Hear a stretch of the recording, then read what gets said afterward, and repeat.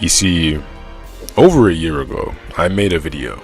It was one of my first videos on this channel, and one of the first videos that really made me sit back and was like, maybe I can actually do YouTube and see where it goes. And so far, obviously, I've grown a lot, and the reception on that video has always been great. And so, day by day, I've always just been waiting for the day that I can go back to that video and just look at it and smile. And ladies and gentlemen, the day has come. Now, many people may be thinking, Kosu, what do you mean Sanji Nation won? And what do you mean the Sanji Agenda won? How did that come around? Well, don't worry. In today's video, I intend on explaining how we won. So strap in, because I'm going to get real in depth with this video. But if you guys enjoy content like this, you know what to do. Hit the like button and subscribe, as I do post content like this regularly, and to be honest, it's a win-win. You guys show me love and support, and I give it back to you in the form of videos. Whether it's One Piece, other anime, or just fiction in general, in due time I'm covering it, so be there when I go there. But I feel like I've rambled on long enough, so I'll just jump straight into the video and explain to you guys how the Sanji Agenda won.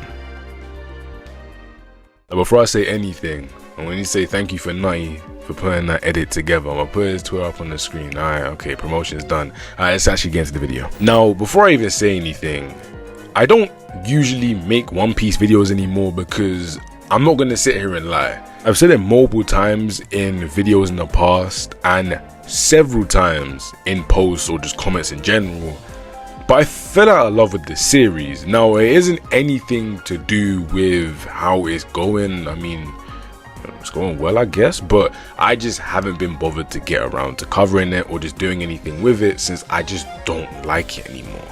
But for something like this, oh hell yeah, I'm gonna be back. Now we're gonna move that to the side and actually talk about how the Sanji Agenda won.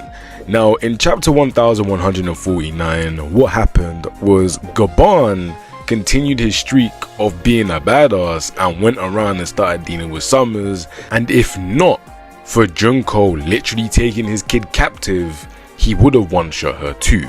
Now before I even glaze Sanji, Gabon needs some glaze. Now people are going to be sitting there thinking, okay, Gabon did it, but it doesn't mean that it's Sanji's feat. Yeah, that's what you think if you just don't pay attention to the context clues inside of the series. Now instantly, the first thing that I can just pull out of thin air is Luffy at the start of Elbaf, right before he's about to meet Gabon. He literally says, oh, he reminds me of Sanji when he gets older. I mean, isn't that like the biggest way of Oda just telling you, yo, look, listen, here, context clues, like you can read, right? But it doesn't stop there, as Gabon is known as the left hand of the Pirate King. And you know what Luffy's about to be. We already know who Sanji and Zoro are meant to be when it comes down to Luffy. These are two things that I need to show you guys, and I feel like of late, especially Oda, he's getting tired of people not understanding his story, and this is something that I've viewed from afar. A lot of the chapters that I've been dropping recently, I don't read them, but obviously I'll skim through them a little bit just in case something important happens, so I can, you know, just appear randomly. But that's besides the point. But Oda nowadays is being extremely clear cut with everything that he's showing to us, and this is actually surprising me, as I thought that he'd be more roundabout with how he's gonna do parallels, but him comparing Gabon and Sanji has been very on the nose. If you then want to add in the power of love stuff, which is going to be a massive part of the video, which I'm gonna get into in a second, this is something that I feel like Oda has said, you know what, I think I'm tired of seeing fans online misconstrue what I'm saying, and I feel like he has been watching, well not watching, but at least reading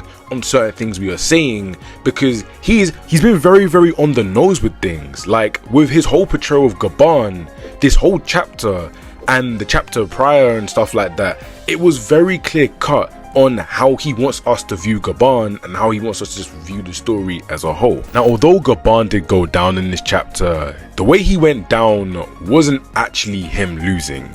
It was something that Dragon had mentioned before being expanded upon, and we do know that Gabon is somebody that is very expressive with his love, and when he loves somebody, that can then become his weakness, as we do literally see in that chapter that he does say that Colon is his everything.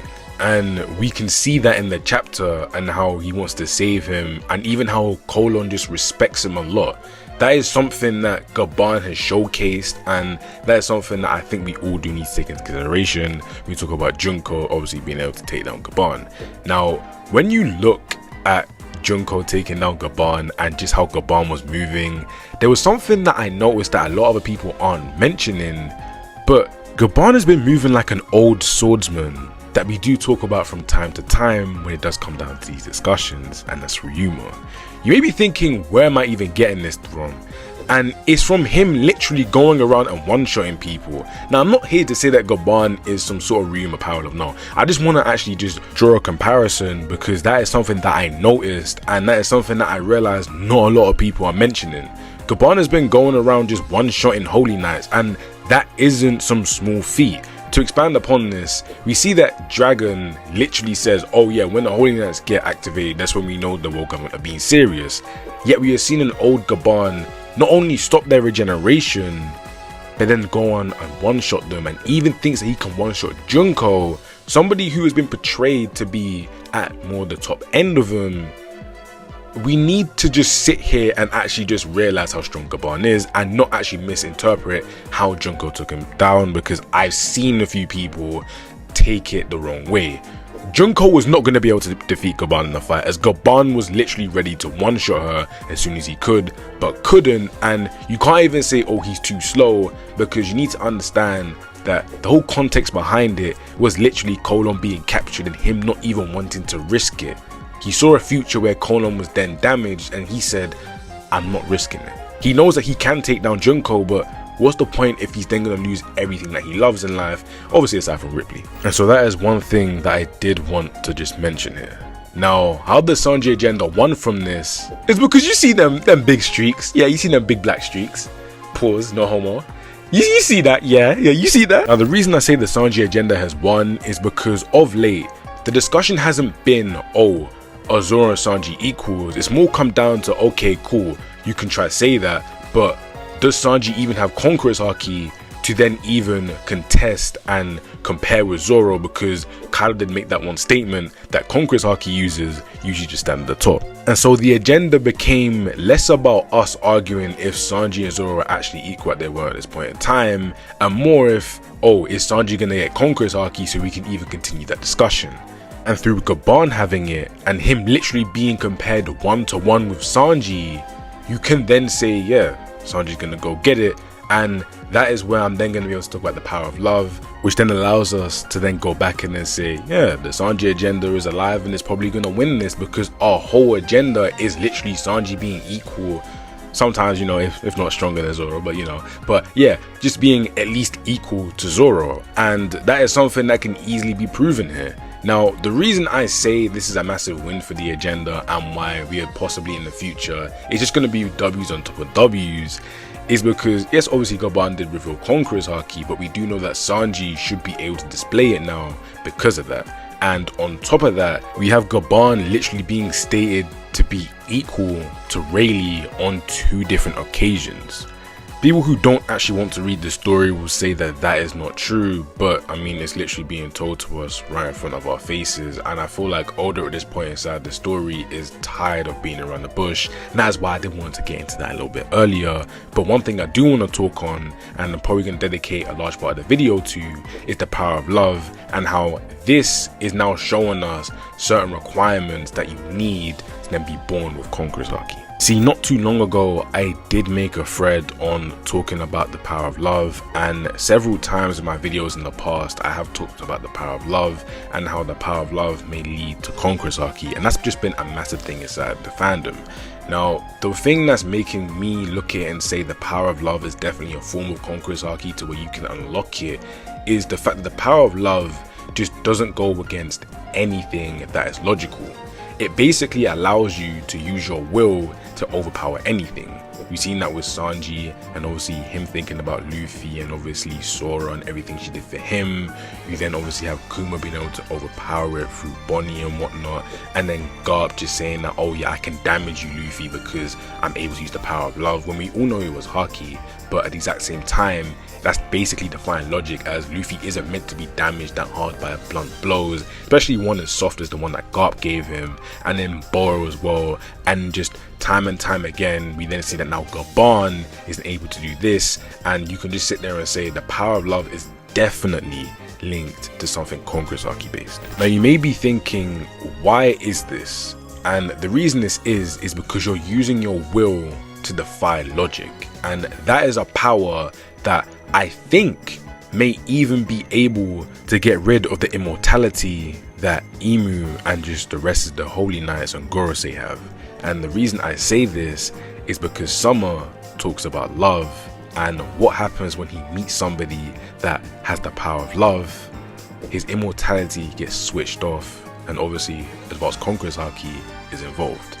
So what I'm thinking is, yes, everybody else can do some damage to a certain extent, but only people with Advanced Conqueror's Haki that can use the power of love can then break it.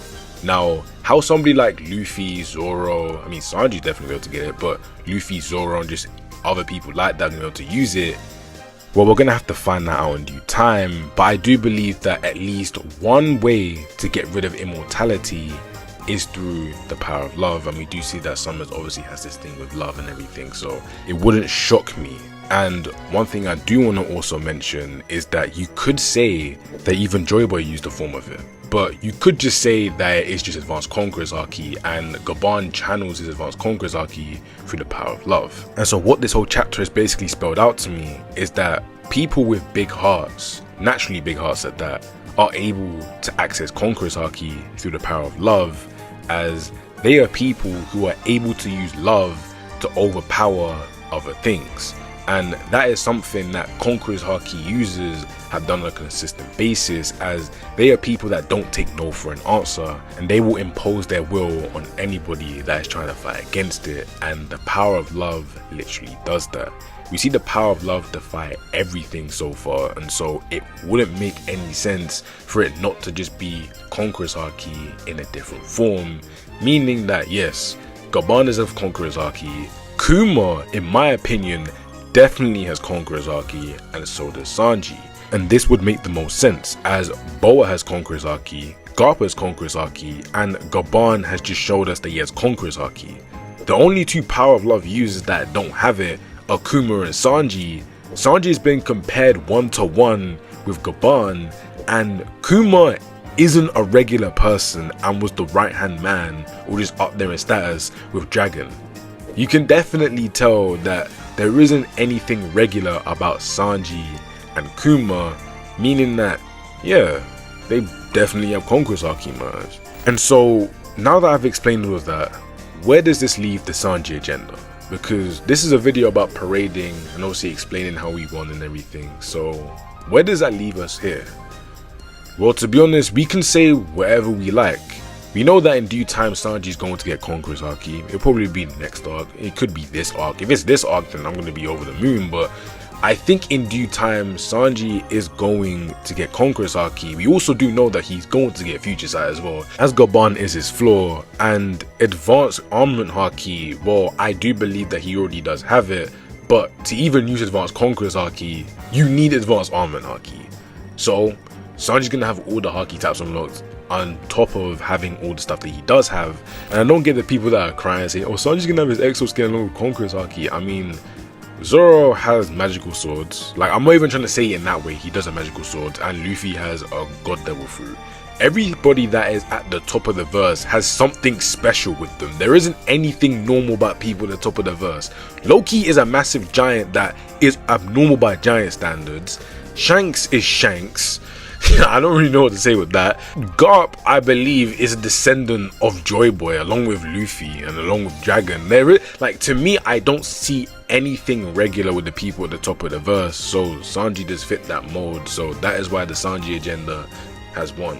But We've gotten all the confirmation that we need to know where Sanji is going to be at the end of the series, and now it just leaves us to just say what we like.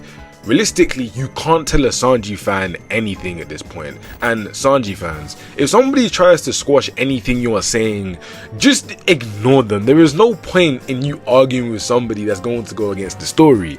We already know what's going to happen, and all we need to do at this point is just talk about when he's going to get his black flames, as we do know that is his next step in evolution. And that is when I do think he's going to get his Conqueror's Haki, and I do believe that's going to be next arc, whenever he fights one of the Blackbeard Pirates. And you know what's crazy now? Him fighting Kuzan isn't off the table. That sounds so crazy, but I just don't see it being off the table now that he is in Conqueror's Haki talks. I do believe that you could put him in there with, I don't know, him tag teaming with Zoro, but I just don't see Oda doing that. So he could fight Kuzan and unlock Black Flames to defeat Ice. That is something that could happen, and that is something that I'm not going to put down. But you could say that matchup is a bit mad, but I don't think it's out of the realm of possibilities, especially since Kuzan has a track record of talking to Sanji's women. I mean, you know, took Puddin, and he was talking kind of crazy to Nami when he first met Nami, so Sanji does have a reason to kind of hate him. And yeah, I just don't see why Sanji can't be putting those upper tier talks now. So yeah, this video is really just to say to the Sanji fandom that say what you like. Like we like the whole thing of us having to hold our tongues to not overstate something that may not happen is done. It's washed. Like, it's done and dusted. Like, you don't need to hold back. There is no need for you to hold back. We know that Sanji's gonna get future sight soon. We know he's gonna get advanced Conqueror's Haki and Conqueror's Haki, and we know that the power of love is gonna be there. So yeah, the Sanji Agenda won. There is nothing left for us to say. There is nothing left for you guys to argue about. Don't argue on the timeline with Zoro fans that are being in the now. Gaban needs advanced Conqueror's Haki. If anybody looks at that and says that's not advanced Conqueror's Haki, that's on them. That is literally, that is where Oda has to come in and be like, use your brain. Wait, what did Oda say? He said something like, oh, like, use your comprehension skills. Like, if people want to argue against it, they don't have comprehension skills, and that's just one thing I just want to tell you guys. So yeah, this is here for me to say that maybe the next time I make a One Piece video, it will be talking about Sanji's next power up. I'll make like a whole dedicated video to it. I can go into the many different adventures and stuff that Sanji can go down and stuff. And yeah, until then, I don't think I'm probably gonna talk on One Piece unless something big happens again. But yeah, the Sanji Agenda won. You can now, when he gets Conqueror's Haki, you can definitely argue him to be over Zoro. Don't let any of them tell you that you can't. You can. But yeah, I think that would be it for me, guys. I love you all. Thank you for the support. Thank you, Oda, for doing this. Because now I get to talk. I really get to just let my balls hang. My balls are hanging right now. I'm feeling it. But thank you. Yeah, the Sanji Agenda, we came a long way from where we was in the beginning, where we had to scrape together things on Wano. Zoro's out here getting Conqueror's Haki, putting them discussions. We always had to hold it down, say don't worry, Sanji's gonna get out there. And look, not Elbaf, Egghead is here, and we're saying what we need to say. Man, I fucking love you guys, man. I'll see you guys in the next video. Wait, hold on, last thing. Can we all just talk about how Oden was going to die in this panel? Could you imagine? Yo, imagine Gaban and Rayleigh attacking him at once. Yeah. Alright, that's the last thing I wanted to add. I love you all. I'll see you guys in the next video. Good. Bye.